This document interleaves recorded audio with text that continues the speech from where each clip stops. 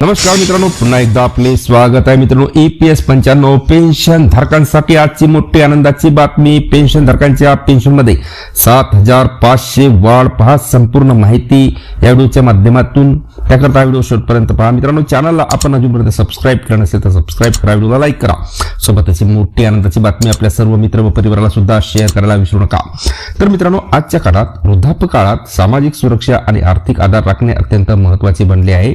हे लक्षात घेऊन भारत सरकारने कर्मचारी भविष्य निर्वाह निधी संघटना अंतर्गत कर्मचारी पेन्शन योजनेत लक्षणीय सवलत देण्याचा निर्णय घेतलेला आहे.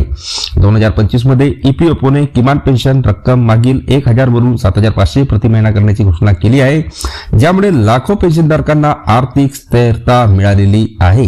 सरकारने असेही जाहीर केले आहे की पेन्शनधारकांना आता त्यांचे राहणीमान खर्च चांगल्या प्रकारे पूर्ण करण्यासाठी 36 महिन्यांचा नवीन सवलत कालावधी मिळेल.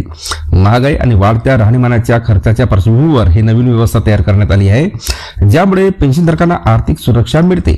या योजनेचे उद्दिष्ट निवृत्तीनंतर लोकांसाठी सन्माननीय आणि सुरक्षित जीवन सुनिश्चित करणे आहे. कर्मचारी पेन्शन योजना ही भारत सरकारची योजना आहे, जी संघटित क्षेत्रातील कर्मचाऱ्यांना निवृत्तीनंतर मासिक पेन्शन प्रदान करते. ही योजना कर्मचारी आणि नियोक्ता दोघांच्याही योगदानातून एक निधी तयार करते, जो पेन्शन प्रदान करतो. EPS अंतर्गत पात्र होण्यासाठी कर्मचाऱ्याने किमान 10 वर्ष योगदान दिले पाहिजे. कर्मचाऱ्याला वयाच्या 58 वर्षी पेन्शन मिळण्यास सुरुवात होते. ही योजना प्रामुख्याने वृद्धाप्य काळात आर्थिक मदत देण्यासाठी डिझाईन केलेली आहे आणि पेन्शनधारकांना नियमित मासिक उत्पन्न प्रदान करण्याचे उद्दिष्ट आहे.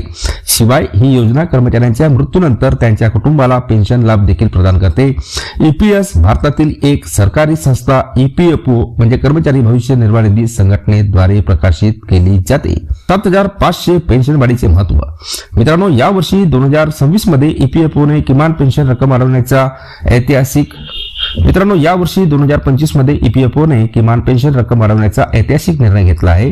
पूर्वी किमान पेन्शन फक्त 1,000 रुपये प्रति महिना होती, परंतु आता ती 7,500 पर्यंत वाढवण्यात आली आहे. ही वाढ पूर्वी कमी पेन्शनवर अवलंबून असलेल्या विद्यमान पेन्शनधारकांसाठी एक मोठा दिलासा ठरेल. त्यामुळे त्यांना महागाईचा सामना करण्यास आणि त्यांच्या गरजा पूर्ण करण्यास मदत होईल. 36 महिन्याची सवलत काय आहे?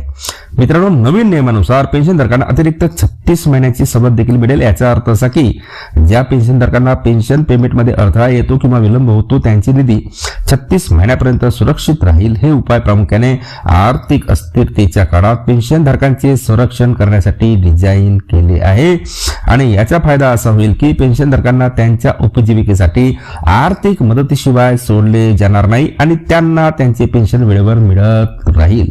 पुन्हा भेटूया मित्रांनो पुढच्या व्हिडिओमध्ये नवीन अपडेटसह. धन्यवाद.